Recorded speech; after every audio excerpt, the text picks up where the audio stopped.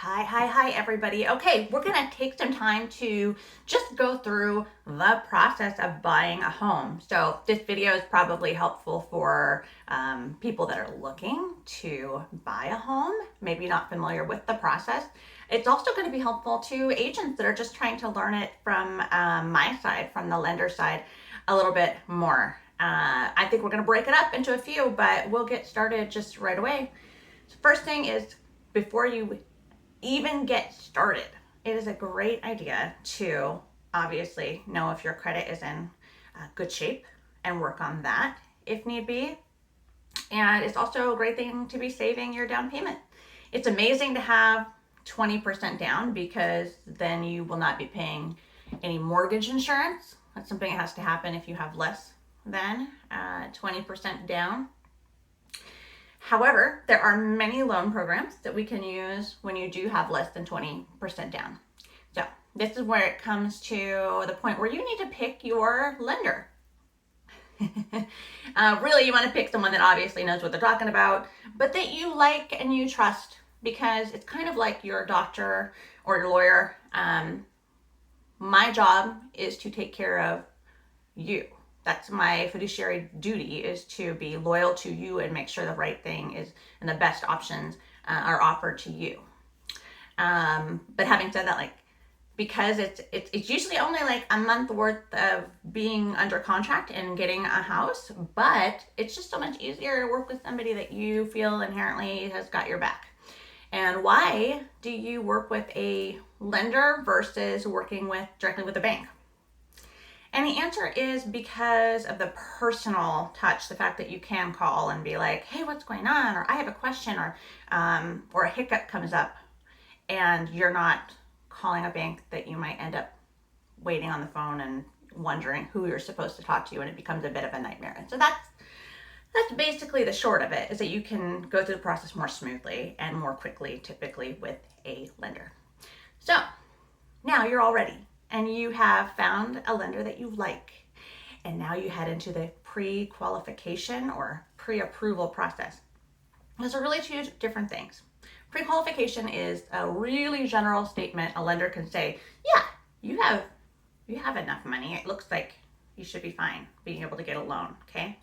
However, in our current market, that means very little because the market is competitive. So what you really must have when you get ready to start looking at a house, before you've gone out and seen anything, is a pre-approval.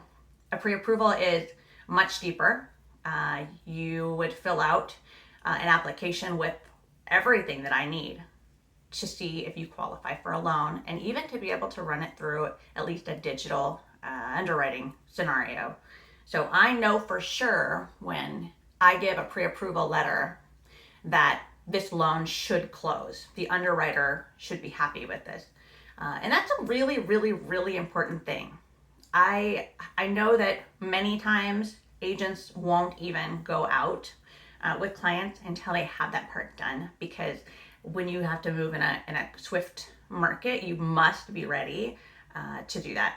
Pre-approvals can only, if you have all your documentation that is requested, which is quite a lot as far as seeing where your income comes from, seeing what your debts are, seeing what your assets are, then a pre-approval could take only a couple of hours. But really, I would plan on it taking a couple of days based on gathering the needed documents to support what you want as far as a loan goes. So let's talk a little bit about, I've got all my notes here in front of me. I'm just trying to make sure I hit on the things I want to hit on. But once you have provided all this information, also there will be a credit pull to see what your credit looks like. There are such thing as a soft credit pull and a hard credit pull. And although a soft one is nice to get a general idea, it is a mixture of results. Whereas when we actually are moving forward, we're going to need a hard credit pull to really see the details of where you're at and how much money you have kind of going out. So I am not a huge fan of the soft pull. You can do it. People are very protective of their credit scores and how many pulls they have on them, which is a great thing to be aware of. However, this is the scenario you've been working so hard for as far as your credit score. So it's like, this is the time to use it. And I'll just say there's no point in trying to kind of sugarcoat or hide anything that whatever little skeleton you think you have. The best advice I can give you is just be forthcoming, because your lender wants you to be able to get this loan. We want you to be able to get your home, and we want this deal to go through. So in order to be your best advocate, I need to know anything that's not obvious, because it will be discovered, and it's much better to deal with it right away and not right before the house closes and suddenly the underwriter has found something. That's not a good surprise. So we work to prevent that for sure. Okay, mortgage rates. Let's talk about mortgage rates. What the heck, right? I mean, right now it's been a crazy time to watch them, but why are rates even the way they are? You hear a lot of talk on the news about the Fed. The Fed raised interest rates. But this is interesting. It's related, but it's not directly related. It takes a little time to trickle. What actually is directly related are mortgage-backed securities. And that is all these little mortgages that have been done by various companies and banks and such. And they go to the government. They're sold to the government. So programs like Fannie Mae and Freddie Mac. The government then kind of combines them all into nice packages and sells them to investors. Okay, so that is what actually impacts. So if those investors are buying or if they're selling, that will change the mortgage rates. Okay, and then just to make mention, like, why do I get the rate that I get? Used to be a much more simple answer, and conforming loans just had a basic formula, and if you had this, then you got that rate. Now, and since 2009, it has gotten very, very complex. Everything is taken into consideration. Things such as, I'm just trying to look at my list here, reserves, what county the property's in. If you own other properties, are you going to live in this property that you're buying, or are you going to use it as an investment? Do you have a cosigner? Is a cosigner going to live there too? And it goes on and on and on. And that's beyond things like loan to value, LTV, or your debt to income.